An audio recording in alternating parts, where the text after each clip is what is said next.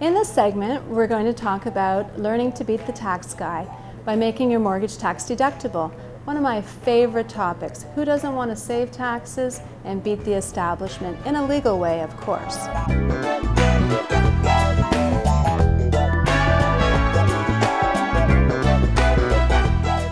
837-732. What's this number? It's not your lotto number.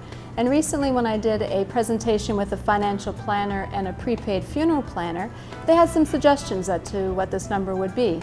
The financial planner predictably suggested it would be the amount of money you would need for retirement.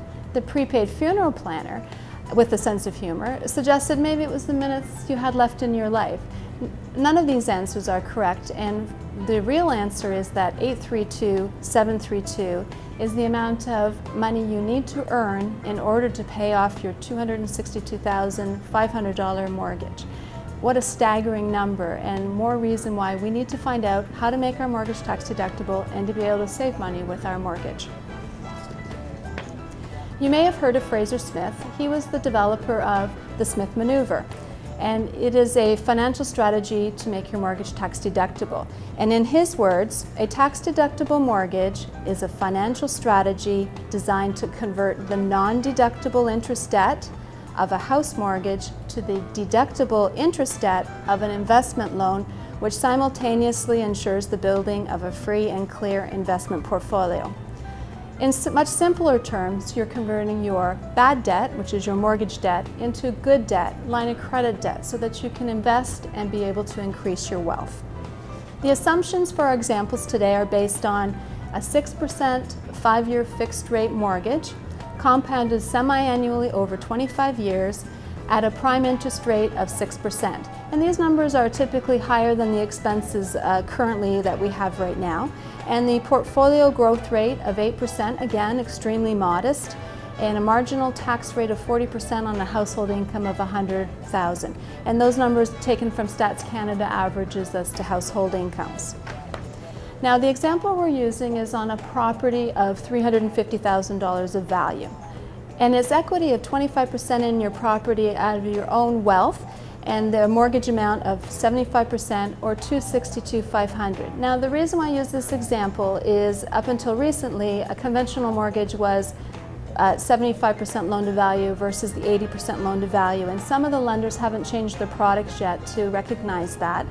And also, there are some products that will allow you to do a high ratio tax-deductible mortgage, but you're paying the insurance premium cost to either a CMHC, a Genworth, and that sort of takes away from the investment growth that you can achieve, although the strategy will still work. So for the purposes of today, we're looking at a 25% equity in the property. So how it's set up is there's a component set up as a readvanceable mortgage piece, so that'll be the $262,500. They need $1 to set up the line of credit, sort of just to trigger it, and then you're going to have your financial planner who's over here on the side that will be taking the money that you put into your line of credit and investing it into outside vehicles.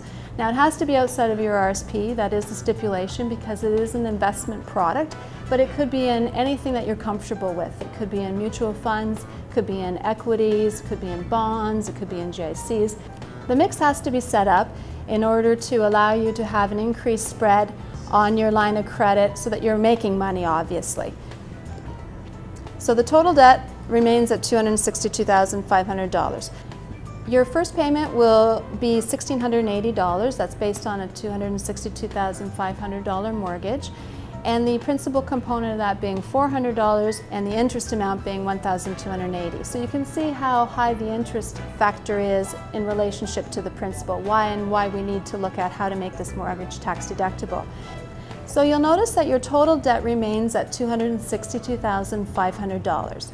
$262,099 on a mortgage component, and now $400 in your line of credit. And what your financial planner will do is take that $400 out of your line of credit and put it into an investment vehicle that you've already predetermined and start your investments. So this process will repeat itself throughout the entire year.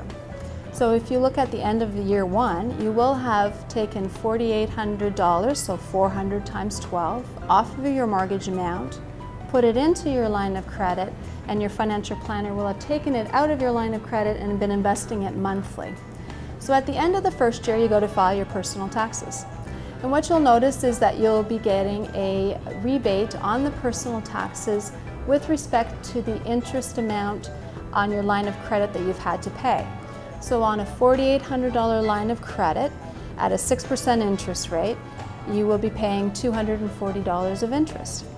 And that interest just seems kind of small at this point in time, but what will end up happening is that over the life of the mortgage, over a 25-year window, that interest will accumulate quite large, so you'll be receiving larger and larger tax refunds. Then what you want to do is take that tax refund and apply it to your mortgage amount, reducing your mortgage further, increasing your line of credit more, and allowing your financial planner to invest more. So it's this wonderful recycling of your own money. You're taking your money from your mortgage, you're using the principal amount, it's going to your line of credit, and then it's going to an investment vehicle. So at the end of 25 years, what does that mean to me? Well, the tax-deductible mortgage owner has already been mortgage-free for 3.5 years because they've used their refunds, applied them to the mortgage, and it's reduced the amount of mortgage that they've had, where the regular mortgage owner is just paying it off at this point in time. Both of you as mortgage owners will have the equity in your property, and if you look at history, it's easily your property will have doubled in value.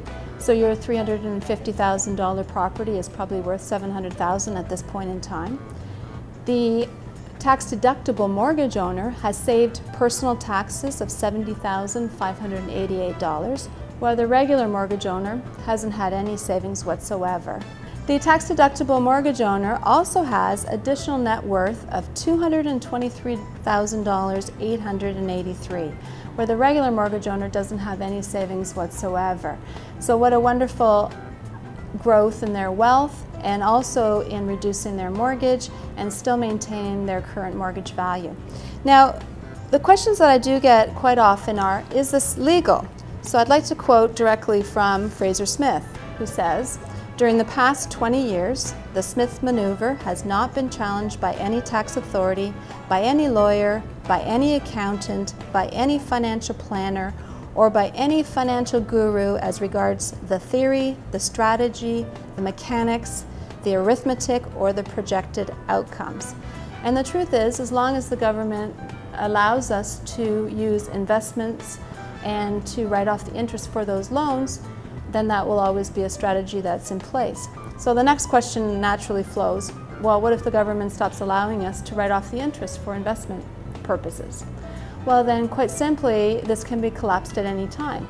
You can take money out of your investment portfolio, pay down your line of credit, and get rid of that debt. Or in some cases, people just want to downsize their property, so they would sell their property, pay off the debt, and they would have the proceeds from there. Depending on the generation that you were raised, some families feel uncomfortable with leaving debt to their children because you will have a $262,500 line of credit. But you have more than ample savings in the increased wealth that you have, as well as the value of your property, in order to pay off that debt and still leave your family in a very good situation.